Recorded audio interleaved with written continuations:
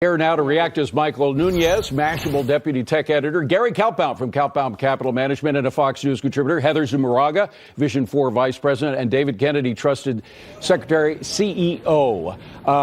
Good to see you all. Heather, let me go to you first. I thought that the exchange between Senator Blumenthal and Zuckerberg was really the one that got to the core of what it was that they did that shouldn't be done again, and whether it's possible for Facebook to correct this.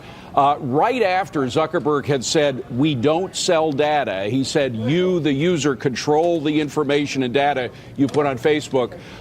We saw the terms of service between Cambridge Analytica and Facebook. Senator Blumenthal had an assistant show it, showing clearly that, in fact, that's exactly what they were doing with the data. Now, Zuckerberg didn't see that. I'm sure he doesn't see every contract that's signed between Facebook and the people that they deal with. But it showed that, indeed, they had sold or at least rented data to an outsider. And, of course, they sort of lost control of what that outsider did with that data. That seemed to hurt Zuckerberg's case.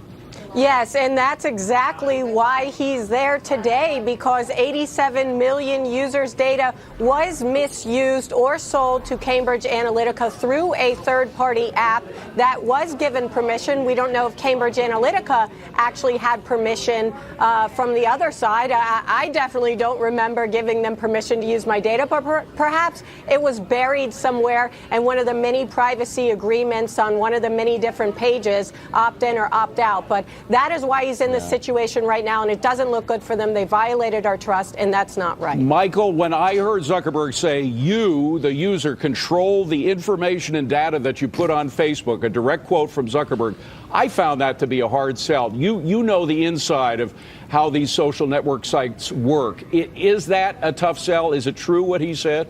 Well, I think he's right that that users opt into this service, right? They decide what they put on the platform, and by uploading those things, they basically opt into to Facebook's terms of agreement. I think what most of the public is lost on is what happens to that information once they submit it, and how innocuous details like the place that the hotel that you're staying in one night, or maybe whether you prefer a certain type of food, or even like a certain baseball team, or very innocuous details about your life can actually be used to triangulate ideologies that you might prescribe to, or any of your political leanings. And so the type of Senator Cruz, by the way, forgive me, but it was Senator Cruz that focused on that. Clearly there are cases where some stuff that reveals a liberal bias on the part of a lot of people who work for Facebook affected what goes on and what gets taken off of Facebook.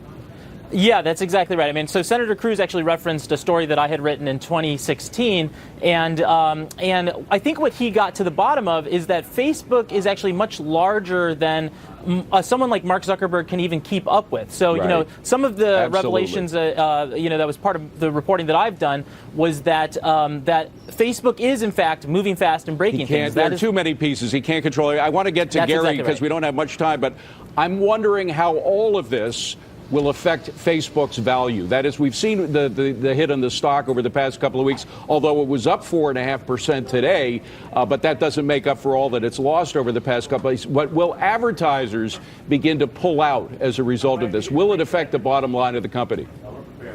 I think the playing field does change, but I'm not sure by much.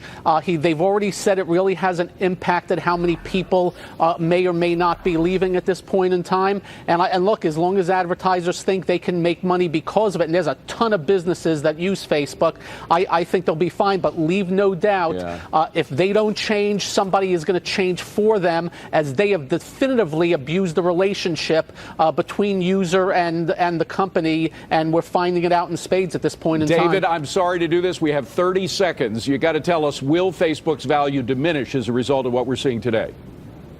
I don't think so. I don't think there's a big surprise that Facebook uses this information. I think the sheer volume was the concern and how they're going and doing it.